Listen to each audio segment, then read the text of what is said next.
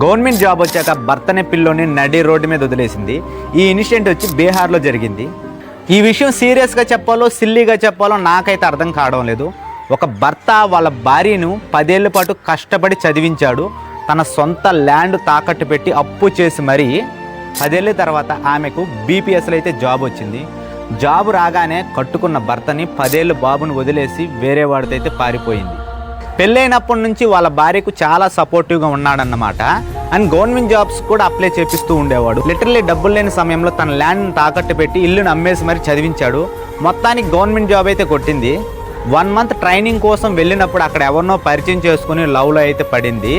Literally 1.5 year నుంచి వాళ్ళ హస్బెండ్ని 10 ఇయర్స్ బాబుని వదిలేసి ఒక రూమ్లో ఉంటుంది వాళ్ళ లవర్తో కలిసి. ఇలా జరుగుతున్నప్పుడు వాళ్ళ భర్తకు ఒకరోజు వాళ్ళ భార్య మీద అనుమానం వచ్చి వాళ్ళ భార్యను ఫాలో చేయగా వాళ్ళిద్దరూ ఒకే రూమ్లో ఉన్న సమయంలో భర్త లాక్ వేసి మరి పోలీసులకి అయితే కంప్లైంట్ చేశారు. పోలీసులు అక్కడికి వచ్చి వాళ్ళని రెడ్ హ్యాండెడ్గా అయితే పట్టుకున్నారు. వాళ్ళ భర్త వాళ్ళ భార్యకి ఎంత సపోర్టివ్గా ఉన్నప్పటికీ కూడా వాళ్ళ భార్య ఎందుకు ఇంత లాయల్గా ఉండలేకపోతుంది అయితే ఇక్కడైతే అర్థం కావడం లేదు. టైంకి ఇంట్లోకి ఫుడ్ తీసుకొచ్చి టైంకి కోచింగ్ సెంటర్లకు ఫీజులు కట్టి అప్పు చేసి మరీ వాళ్ళ భర్త చేసిన దానికి వాళ్ళ భర్తకు జరగాల్సిందే.